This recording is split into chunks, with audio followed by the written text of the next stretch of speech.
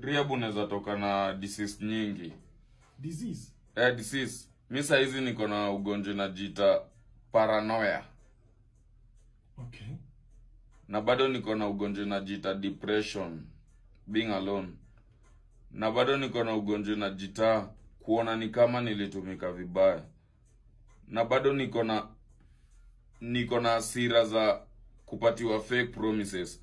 Mimi yangu ya kwenda rehab nilijua nikitoka rehab, but at least mimi nitapangwa, nitakuwa na kwangu.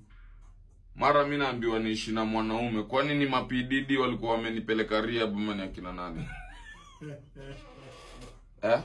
Unaambiwa uishi na mwanaume? Sinaambiwa. By the way, mimi nilikuwa naishingi na Monez, but alifanya mistake moja. Mimi nimeingia hivi, ananiambia unaingia hapa kwani unadhani hapa ni ghetto? First niliambiwa rehab mimi na advertise chapters treatment na advertise hapo. Kwa hivyo rehab mimi nilienda bure. Hii contribution mimi nilikuwa nataka tugawane, nifungulie msupa wangu job na watu wangu at least waishi fiti. Si ati mimi akili yangu nilikuwa nimepeleka pale.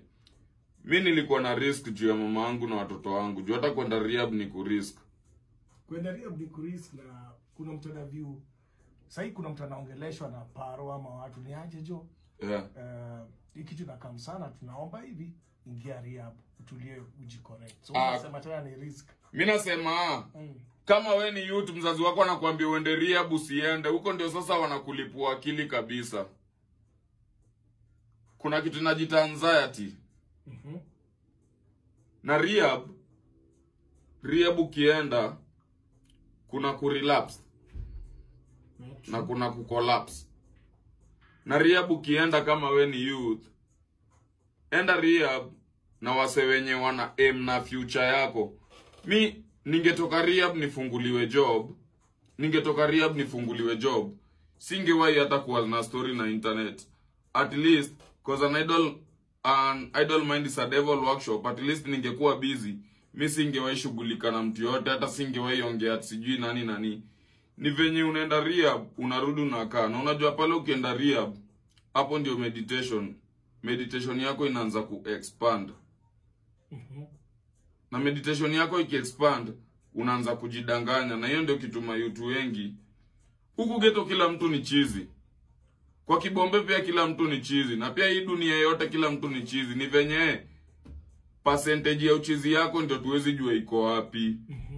Na rehab mtu endangi juu ye ni chizi. Mi kwanza aim yangu ya kwenda rehab nilijua life yangu itachange after nimetoka pale juu nilijicompose. Kwani umetoka when? Sijamaliza hata 2 weeks huko. Exactly. So in 2 weeks labda kuna mpango inafaifanywa ama kweli kuna faifanywa bado inapangwa? Si kupangwa. Kuna kitu tunajiita fake promises. Okay, muli agree ukitoka rehab kitu inafaa. Mimi niliagree kutoka rehab na kuona kwangu nafunguliwa at least biz, hata kama ni ya kuuza ugali omena. Mi by the way nilikuwa na prefer nifunguliwe shop ya kuuza nguo za watoto. Juu tukiangalia hakuna mtu mwenye apendi mtoto wake. Nikiwa na busy ya kuuza nguo za watoto, watu wangekuja kwa hiyo shop yangu sana kununulia watoi manguo. Na nabonga nao vipolite na watreat kama ma customers. But mimi nilitoka rehab. Youth kama ni youth, rehab inaongeza depression. Na madaktari wote wako rehab wanajua ukitoka rehab unafaa unapatiwa kitu ya kufanya. Akili yako ifai kukaa hivyo.